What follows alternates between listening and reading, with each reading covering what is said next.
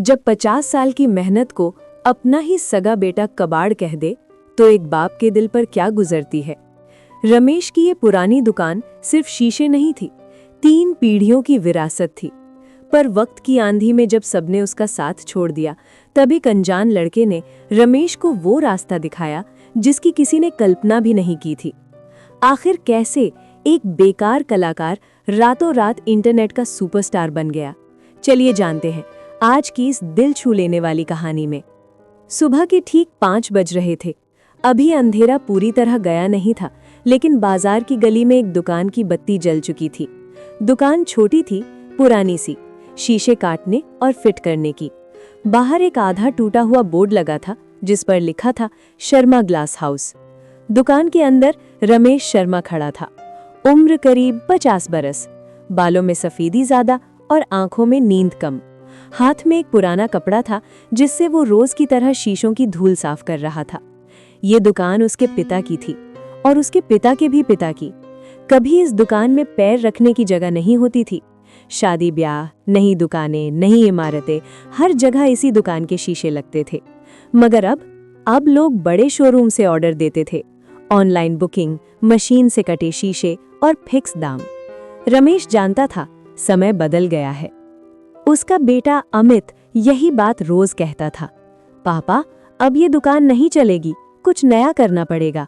रमेश हर बार बस मुस्कुरा देता, न कुछ कहता न मानता। उस दिन भी अमित आया, हाथ में मोबाइल, कान में ईयरफोन।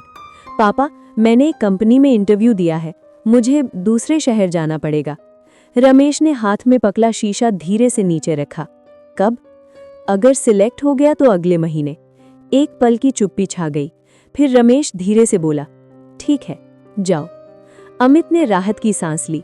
उसे लगा था कि पिता नाराज होंगे, लेकिन रमेश के अंदर उस वक्त कुछ टूट सा गया था, बिल्कुल उसी शीशे की तरह जिसे जोड़ना अब मुमकिन नहीं था। अगले कुछ दिन दुकान लगभग खाली रही। फिर एक दोपहर जब रमेश अकेला बैठा था, एक लड़का अंदर आया। उम्र कोई 20-22 साल, आंखों में एक अलग सी चमक। अंकल एक शीशा चाहिए, लेकिन थोड़ा अलग। कैसा? रमेश ने पूछा। लड़के ने मोबाइल निकाला और कुछ फोटो दिखाए। डिजाइन, पैटर्न, फ्रेम, सब कुछ बिल्कुल नया। मैं एक छोटा सा कैफे खोल रहा हूँ, बजट कम है, लेकिन चाहता हूँ कि जगह बिल्कुल अलग लगे। रमेश ने ध्यान से फोटो देखे। ये काम आसान नहीं था, बड़ी मशीनें इसे करने से मना कर देती। हो जाएगा, रमेश ने कहा। लड़के की आंखें चमक उठी। सच? बाकी सबने तो मना कर दिया था। रमेश मुस्कुराया, क्योंकि वो मशीन देखते हैं बेटा, मैं हाथ देखता हूँ।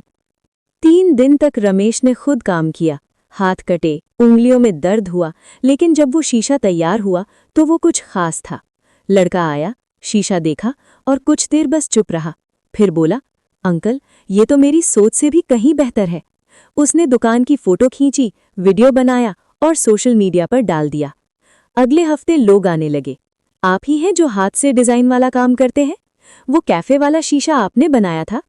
काम बढ़ने लगा, धीरे धीरे ही सही, पर पुरानी दुकान की रौनक वापस लौट आई थी। एक दिन अमित वापस आया। पापा आपकी दुकान इंस्टाग्राम पर ट्रेंड कर रही है।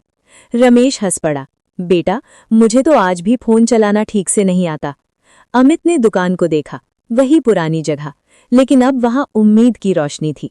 रात को दुकान बंद करते वक्त अमित धीरे से बोला, पापा मैं यहीं रहूंगा, आपके साथ काम सीखूंगा। रमेश ने कुछ नहीं कहा, बस दुकान की लाइट बंद की। अंधेरे में रखे वो शीशे हल्की सी रोशनी को भी पकड़ रहे थे, जैसे कह रहे हों, जो बदलते वक्त से डरता नहीं, वो टूटता नहीं, वो नए आकार में ढल जाता है। क्या आपको भी लगता है कि मशीनों के दौर में इंसान का हुनर आज भी सबसे बड़ा है? अपनी राय कमेंट में जरूर बताएं।